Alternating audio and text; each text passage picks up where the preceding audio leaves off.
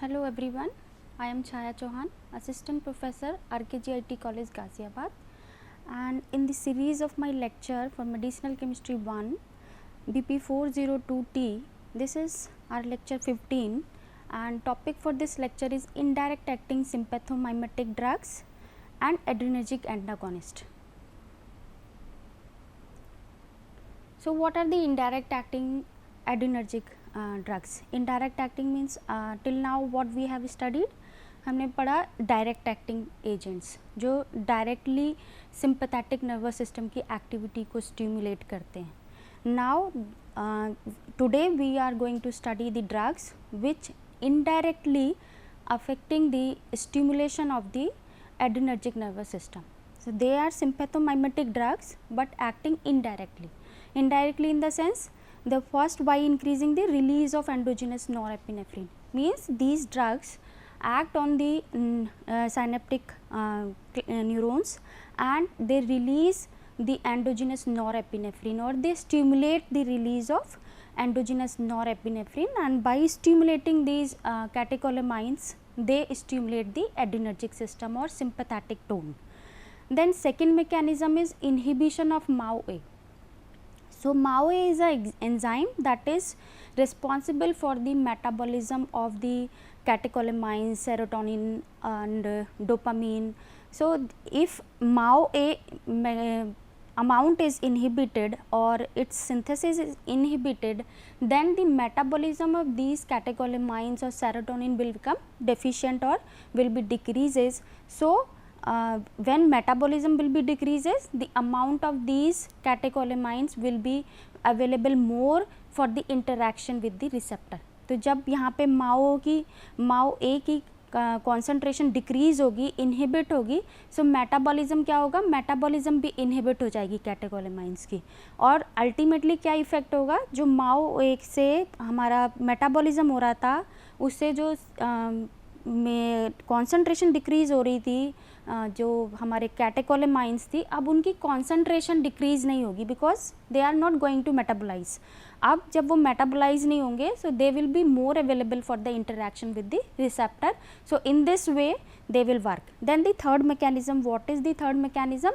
Inhibition of the norepinephrine metabolism, and even they also inhibit the reuptake of the norepinephrine. So एक तो ये inhibition कर रहे हैं इसकी मेटाबॉलिज्म का, तो जब मेटाबॉलिज्म नहीं होगी तो जो साइनेप्टिक क्लेफ्ट में नॉरएपिनेफ्रिन है वो रिसेप्टर इंटरेक्शन के लिए ज़्यादा अवेलेबल होगा. एंड मोर ओवर जो अनयूज्ड नॉरएपिनेफ्रिन था जो रीअपटेक हो जाता है प्री सिनेप्टिक क्लेफ्ट में, वो रीअपटेक भी नहीं होगा. So it will stimulate the sympathetic nervous system. So by these three mechanism, means by stimulating the release of norepinephrine or by inhibition of the MAO enzyme, means inhibition of the metabolism, and by inhibition of the reuptake of the norepinephrine to the presynaptic cleft, these agents act by for stimulating the adrenergic nervous system. So these are the mechanism for indirect acting agents, and this is the first compound for this category. This is hydroxyamphetamine. So this is non-selective. This is non-selective stimulator of the adrenergic nervous system. Means जो adrenergic receptors हैं alpha and beta, it works non-selectively. मतलब it binds to both type of receptor, on the alpha receptor and on the beta receptor. Both receptors are get activated or stimulated by the binding of the hydroxyamphetamine.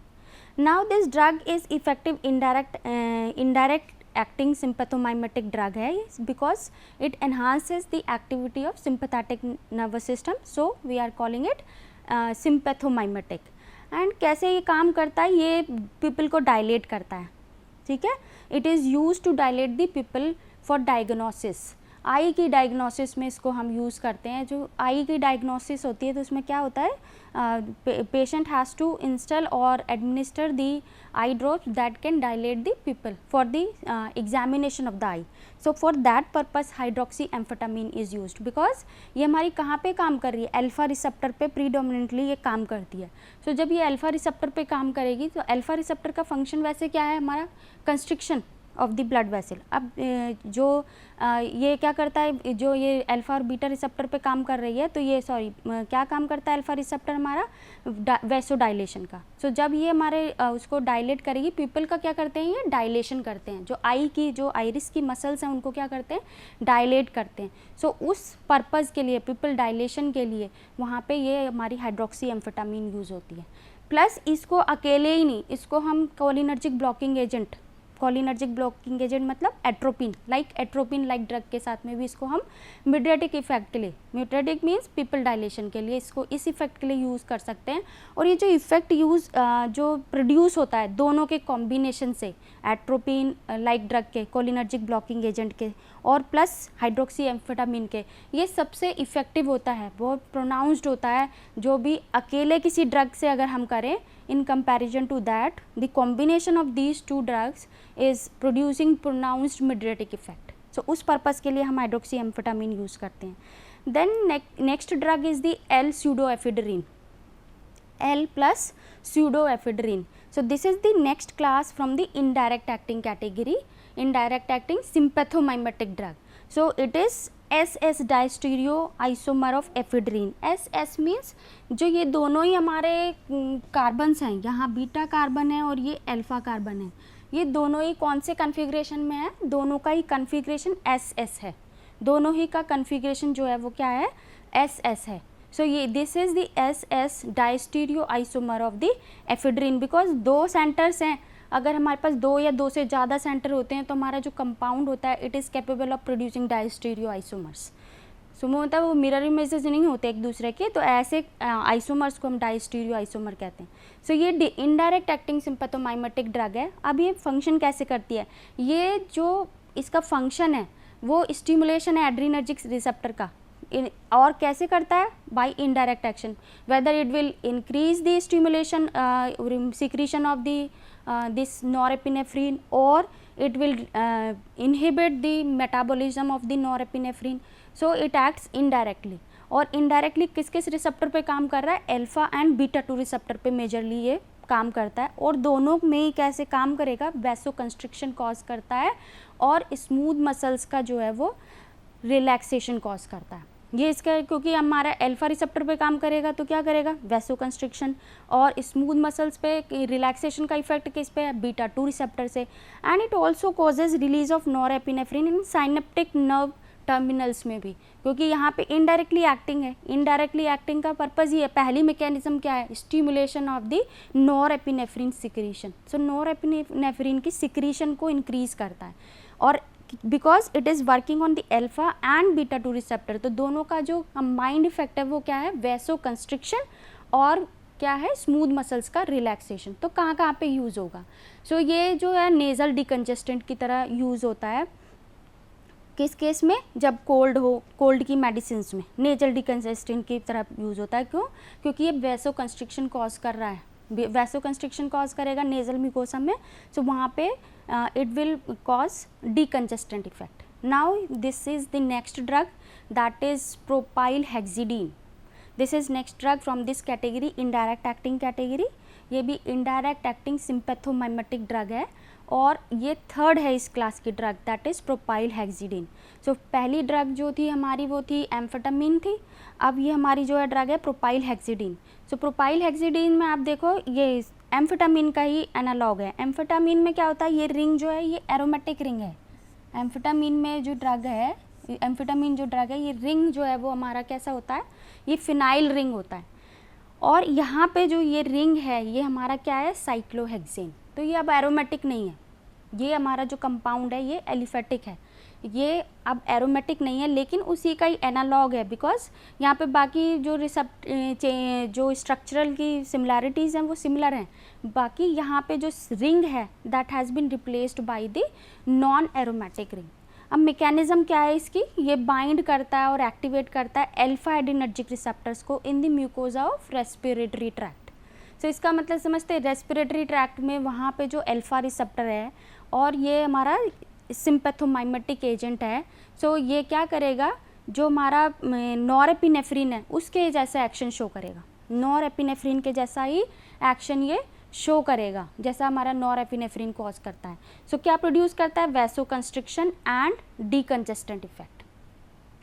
वैसोकंस्ट्रिक्शन करेगा और decongestant effect on the nasal membrane. So nasal membrane में जब वैसोकंस्ट्रिक्शन होता है सो उसका effect क्या आता है, डीकंजेशन। तो जो आपका कंजेशन है due to the cold, due to the allergy, वो कंजेशन जो है वो रिलीव हो जाता है। सो मेजॉरिटली ये जो ड्रग है हमारी लोकल कंजेशन के लिए यूज़ होती है, मतलब लोकली आप इसको अप्लाई करोगे नेज़ल म्यूकोसा पे।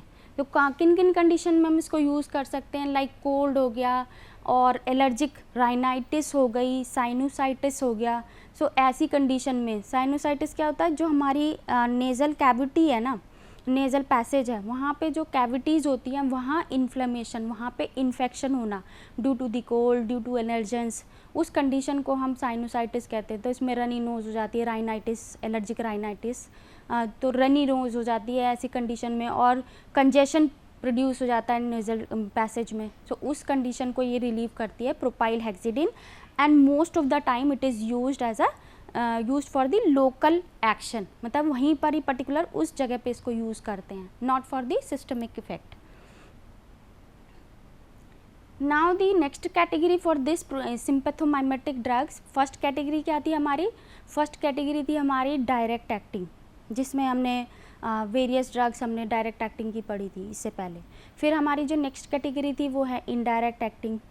देन अभी जो हमने 3 ड्रग्स इसमें पढ़ी हैं, प्रोपाइल हेक्सिडीन पढ़ी है, एफेड्रीन पढ़ी है। सो अब ये जो नेक्स्ट क्लास है ये मिक्स्ड एक्शन सिम्पैथोमाइमेटिक है, मींस ये हमारा डायरेक्टली एक्टिंग भी है और इनडायरेक्ट एक्टिंग भी है, इसलिए हम इसको क्या बोल रहे हैं, मिक्स्ड एक्शन। मतलब डायरेक्टली ये जो एपिनेफ्रिन, नॉरएपिनेफ्रिन है उनके जैसा, बिल्कुल उनके जैसा फंक्शन भी करती हैं। जब ये रिसेप्टर पे बाइंड करेंगी तो बिल्कुल वैसा ही इफेक्ट प्रोड्यूस करेंगी जैसा हमारा कैटेकोलेमाइंस जो नेचुरल एंडोजिनस सब्सटेंसेस हैं उनके जैसा इफ़ेक्ट शो करती हैं, और इनडायरेक्टली उनके जो है स्टिमुलेशन कर सकती हैं उनके सिक्रीशन को, या फिर जो ड्रग जो हमारे कैटेकोलेमाइंस हैं उनकी मेटाबॉलिज्म को इनहिबिट कर सकते हैं, या फिर उसके रीअपटेक को इनहिबिट कर सकती हैं। सो ऑल इन ऑल मतलब उनकी कॉन्सेंट्रेशन जो साइनेप्टिक क्लेफ्ट में है, जहाँ पे रिसेप्टर है वहाँ पे उनकी कॉन्सेंट्रेशन इंक्रीज़ करना है, so that they can bind to the receptor. So ये सिम्पैथोमाइमेटिक की ड्रग हैं, और उस कैटेगरी की ये थर्ड क्लास है, मिक्स्ड एक्शन। सो हमने first class see direct acting, then indirect acting, and this is the third class that is mixed action sympathomimetic drug. अब जो ये मिक्स्ड एक्शन है इसमें फर्स्ट हमारी ड्रग है D-एफेड्रीन। ये हमारी मिक्स्ड एक्शन क्लास की ड्रग है, और ये नेचुरली अक्रिंग एनालॉग भी है हमारा एफेड्रीन का। सो it is mixed action sympathomimetic, और ये जो ड्रग है हमारी नॉन सिलेक्टिव है, मतलब ये हमारे दोनों रिसेप्टर पे काम करती है, अल्फा पे भी और बीटा एड्रेनर्जिक रिसेप्टर पे, दोनों रिसेप्टर पे काम करती है। और ये जो ड्रग है हमारा, इसका एक्शन जो है एपिनेफ्रिन जैसा ही होता है, जो हमारा नेचुरल एनालॉग है एपिनेफ्रिन उसके ही जैसा इसका एक्शन होता है, बट इसकी पोटेंसी जो है समवॉट लेस है एज़ कम्पेयर टू एपिनेफ्रिन। सो जो एफेड्रीन है it has similar activity as that of epinephrine, but it is less potent than the epinephrine, and it causes more CNS stimulation in comparison to epinephrine। मतलब epinephrine जो है वो CNS में stimulation इतना cause नहीं करता जितना ये हमारा एफेड्रीन करता है। सो एफेड्रीन क्यों कर रहा है हमारा CNS में स्टिमुलेशन, क्योंकि ये CNS को, ये हमारे ब्लड ब्रेन बैरियर को क्रॉस कर रहा है ड्यू टू दिस मिथाइल। ये मिथाइल जब हमारा अल्फा पोजीशन पे मिथाइल या इथाइल हम ऐड करते हैं, हमने सार में पढ़ा था सिम्पैथोमाइमेटिक के, तो जो उनकी CNS में रीच है, जो CNS में उनका ट्रांसपोर्टेशन है वो हो जाता है, और जब CNS में हमारी ड्रग रीच करेगी by crossing blood brain barrier, it will effect CNS stimulation. So CNS stimulation इसका ज़्यादा है, and it is orally effective in comparison to epinephrine. Orally effective भी क्यों है, फर्स्ट थिंग देखिए यहाँ पे हमारा अल्फा पोजीशन भी हमारी सब्सटीट्यूटेड है, अल्फा पोजीशन पे भी हमारे कंपाउंड है इथाइल, और यहाँ पे नाइट्रोजन पे भी है हमारा, अमीन मोइटी पे भी है हमारा, प्लस यहाँ पे कोई भी हमारे पास OH नहीं है, यहाँ पे जो हमारा यहाँ इस पोजीशन पे यहाँ और यहाँ OH होना चाहिए था, that is not present in this ephedrine. So हमारा कॉम्ट और माउ से जो इसकी हाइड्रोलाइसिस, जो इसका मेटाबॉलिज्म हो रहा था, it will not be occur and the drug will be orally effective and even it will reach the CNS and it will show CNS stimulation, but overall potency जो है in comparison to ephedrine वो कम होती है, somewhat less as compared to the epinephrine।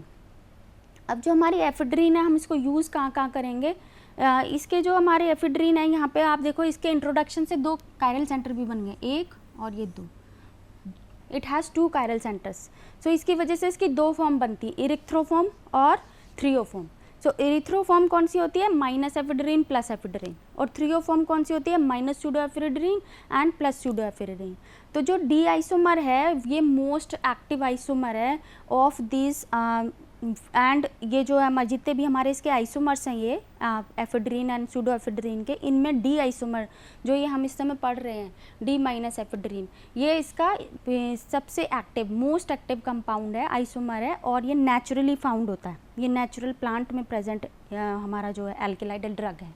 What are the uses, ये locally use होता है, constrict nasal mucosa और decongestant effect show करेगा और पीपल को डायलेट करेगा, सॉरी ब्रोंकाई को डायलेट करेगा, ब्रोंकियल डायलेशन करेगा। सो इसके लिए हम क्या करेंगे, डिकंजेस्टेंट इफेक्ट के लिए इसको यूज़ करेंगे। So it can be used intravenously, intramuscularly, topically, मतलब वेरियस डोजेस फॉर्म में ये प्रेजेंट है। हम इसको IV भी यूज़ कर सकते हैं, इंट्रामस्कुलरली भी यूज़ कर सकते हैं, टॉपिकल भी यूज़ कर सकते हैं। और जो कंडीशंस है वो क्या है, एलर्जिक डिसऑर्डर्स, कोल्ड की कंडीशन हो गई, ब्रोंकाइटिस हो गई, हाइपोटेंसिव कंडीशंस हो गई। हाइपोटेंसिव मतलब जो BP को इंक्रीज़ करना, बिकॉज जो हमारी कार्डियक सेल्स हैं उन पे ये बीटा रिसेप्टर पे काम कर रहा है, तो वहाँ पे क्या करेगा, ये कंस्ट्रिक्शन कार्डियक सेल्स का क्या करेगा, कंस्ट्रिक्शन करेगा, तो इंक्रीज़ करेगा BP को। एंड नार्कोलेप्सी, नार्कोलेप्सी क्या होता है, स्लीपीनेस होता है during the day time, over sleeping, मतलब बहुत ज़्यादा स्लीपीनेस फील होता है पेशेंट को। सो उन कंडीशंस में भी, क्योंकि CNS स्टिमुलेंट की तरह काम कर रही है ड्रग हमारी, so it is also used in the condition of narcolepsy. Then next drug is metaraminol. Metaraminol ये स्ट्रक्चरली सिमिलर है फिनाइलेफ्रीन के जैसा, और फिनाइलेफ्रीन और इसमें सिर्फ क्या डिफरेंस होगा, हमारे पास ये मिथाइल मॉइटी नहीं होती फिनाइलेफ्रीन में। सो मेटारामिनोल जो है स्ट्रक्चर, ये प्राइमरी अमीन प्रेजेंट है इसमें in place of secondary amine of methylamine. Methylamine में क्या होता है, NH पे यहाँ पे CH3 लगा हुआ होता है। और ये मिक्स्ड एक्शन सिंपैथोमाइमेटिक है, direct action mainly on the alpha adrenergic receptor पे मेनली ये बाइंड करता है, तो अल्फा पे बाइंड करेगा। सो कैसे एक्ट कर रहा है, पेरेंटली इसको हम वैसोप्रेसर ड्रग की तरह यूज़ कर रहे हैं। वैसोप्रेसर मीन्स इंक्रीज़ करेगा हमारे BP को, वैसोप्रेसर, तो हाइपोटेंसिव स्टेट में हम इसको यूज़ करेंगे and with the spinal anaesthesia. तो हाइपोटेंसिव स्टेट जो कि स्पाइनल एनेस्थीसिया की वजह से हो रही है, जब स्पाइनल एनेस्थीसिया देते हैं ड्यूरिंग सर्जरी तो ये इट मे कोज हाइपोटेंशन।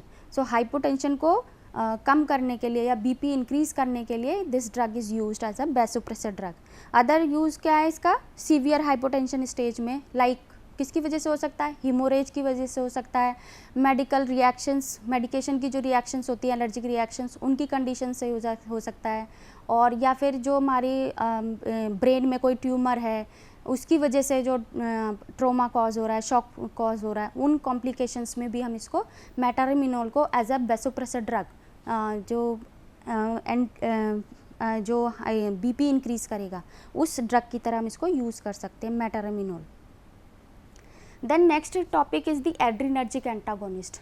सो ये ड्रग्स जो हैं ये इनहिबिट करती हैं फंक्शन ऑफ एड्रिनर्जिक रिसेप्टर्स को, तो हम इनको एंटागोनिस्ट बोलते हैं।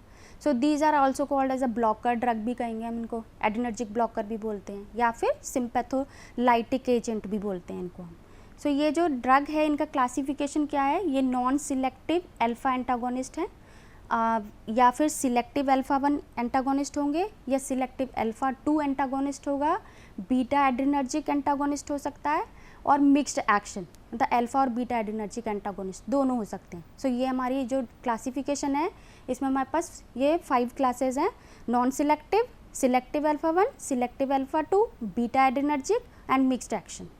सो इसमें जो हमारी अल्फा एड्रिनर्जिक ब्लॉकर्स हैं ये अल्फा रिसेप्टर पे काम करती हैं, अल्फा रिसेप्टर पे काम करती हैं और उसके एक्शन को ब्लॉक कर देती हैं. सो उनको हम कहते हैं adrenergic blocker, alpha adrenergic blocker. तो इनको हम सिम्पैथोलाइटिक ड्रग भी बोलते हैं. Okay, now come to the drug for the adrenergic antagonist. This is our first drug for this category, tolazolene, and this is imidazoline derivative. So this is the imidazoline moiety, and this drug is imidazoline derivative and non-selective alpha antagonist.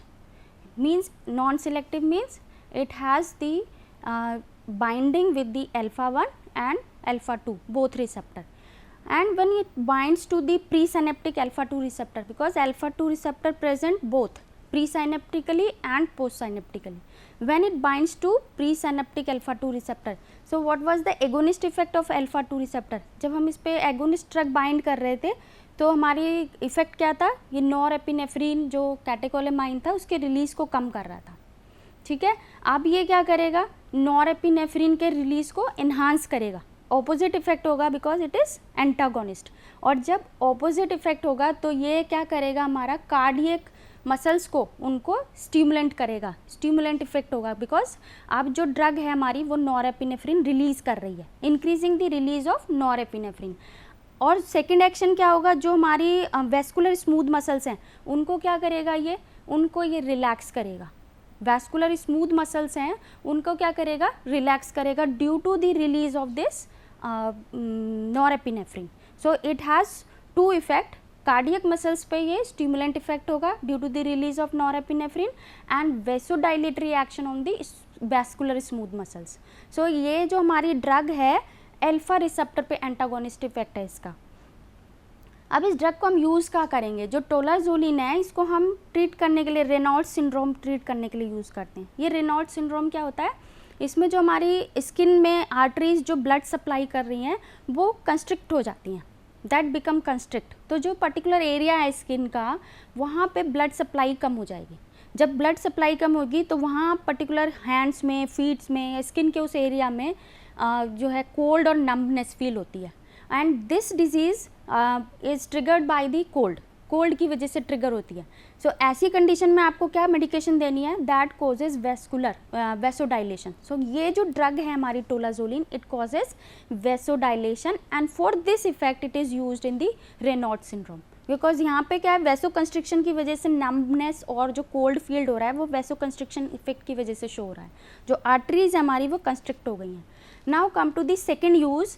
Second use क्या है इसका, persistent peripheral जो hypertension है, pulmonary hypertension. So ये pulmonary hypertension क्या होता है, ये न्यू बॉर्न बेबीज़ में होता है. सो न्यू बॉर्न बेबीज़ में जो क्या होता है, वहाँ पे ऑक्सीजन की सप्लाई कम हो जाएगी. सो ऑक्सीजन की सप्लाई कम होगी तो उस केस में ये जो हमारी ड्रग है इट विल कॉज जो हमारा हाइपरटेंशन की कंडीशन है उसको रिलीव करेगी. So it is used in that situation also. Now come to the synthesis of tolazoline. Synthesis करेंगे तो सिंथेसिस में क्या है, स्टार्टिंग मटेरियल हमारे पास 2-फिनाइल एसीटोनाइट्राइल. सो यहाँ पे ये हमारा नेगेटिवली चार्ज है समवॉट बिकॉज ये इलेक्ट्रोनेगेटिव एटम है और ये हमारा पॉजिटिवली चार्ज है. अब जो हमने रिएक्शन कराई है वो किसके साथ कराई है, इथेनॉल के साथ. सो जो हमारा पॉजिटिव पार्ट है hydrogen ion that will come to the nitrogen and this C2H5 will come to the carbocation. अब ये यहाँ पे जा रहा है. सो जब ये एडिशन रिएक्शन होगी तो हमारी रिएक्शन क्या हो रही है, ये हमारा फंक्शनल ग्रुप यहाँ पे ऐड हो गया. अब हमने क्या बनाना है, टोलाजोलिन. टोलाजोलिन के लिए हमें इमिडाजोलिन रिंग क्रिएट करना है. सो रिंग क्रिएट करने के लिए हमने इसकी रिएक्शन कराई है दिस कंपाउंड से. ये हमारा डाईअमीन, इथाइलिन डाईअमीन है ये. सो इसको हमने रिएक्शन कराई. सो ये दो हमारे बाई प्रोडक्ट यहाँ से रिलीव हो जाएंगे, that is ethanol and ammonia. और जो हमारा टोलाजोलिन है इसमें रिंग फॉर्मेशन हो जाएगा.